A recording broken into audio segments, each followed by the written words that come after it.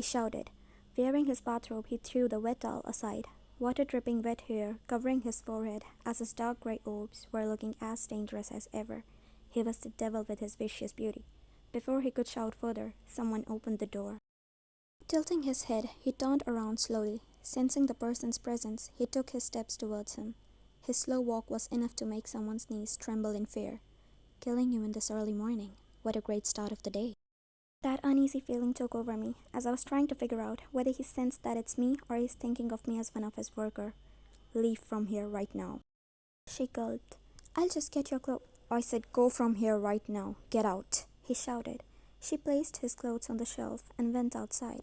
He knew that the clothes were there now, and she left. Clenching his jaw, he grabbed his clothes and went to change.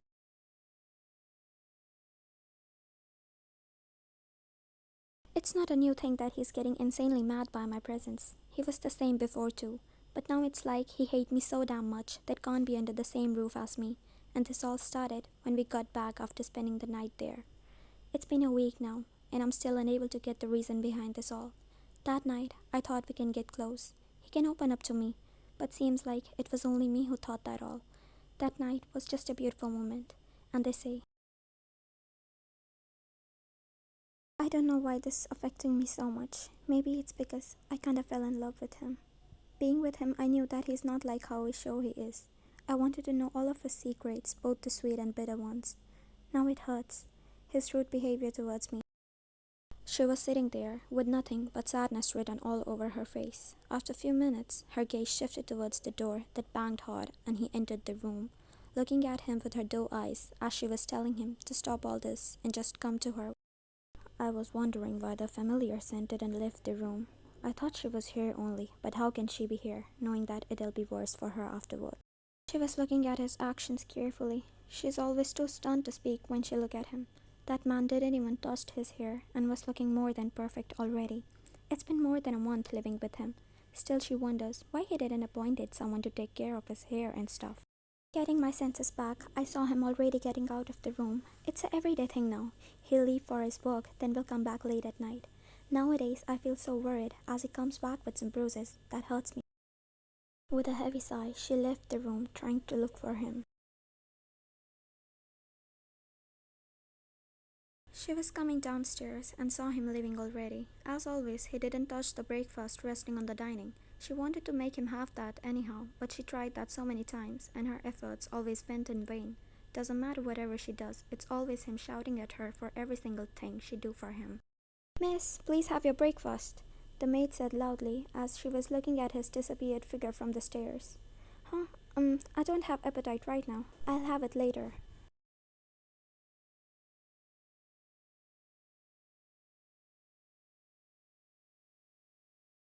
When I thought it's all gonna be easy now, then only something happens that ruins everything. Moreover, I don't even know what went wrong. That swing rocked back and forth, and she looked at the sky covered with pink tint as slanting rays of disappearing sun gave warm yellow tinge to some parts. How mesmerizing the sky was, but this all didn't came to her notice. She seems to be zoning out at that moment. Not blinking for once, the whole magical sky was dull and grey for her. Just if I could kidnap him and take him far away with me. How do I tell this man that I care for him? We share no bond. We don't even hold a normal conversation. Falling in love with him makes zero sense. Getting up from the swing, she strolled around the place. Taking a deep breath, she exhaled, smiling all of a sudden, probably because of that memories from that night flashed in her mind. Okay, tonight. Anyhow, I'll know the reason that why he's suddenly acting like this. After the night, what happened to him? Even if you'll kill me tonight, I'll die after knowing the reason. How much she wanted to talk to him, how much she wanted to be close with him. It was difficult for her to accept, but she was craving for all of it. Roaming around, she stopped by the couch and dropped herself on it, closing her eyes.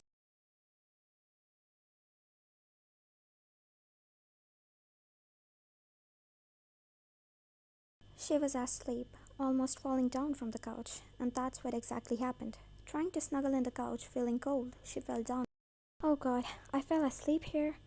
Slowly getting up, she rubbed her arms with little pout visible on her lips. She yawned and looked at nowhere for some good seconds, then shook her head and stood straight. I wonder what's the time now. I should go downstairs. Rubbing her face, she clipped her hair up roughly. No wonder she was still looking as beautiful as ever.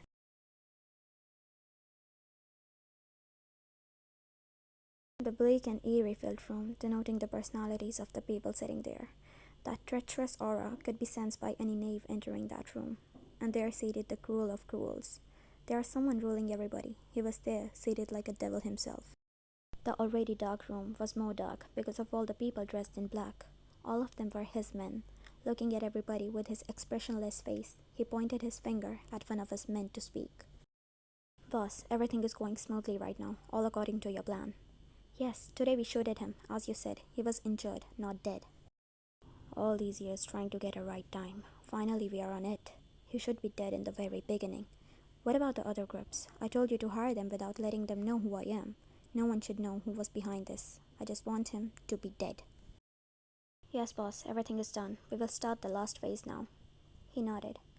Your eyes are already in dark. Now you will be vanished in the dark too.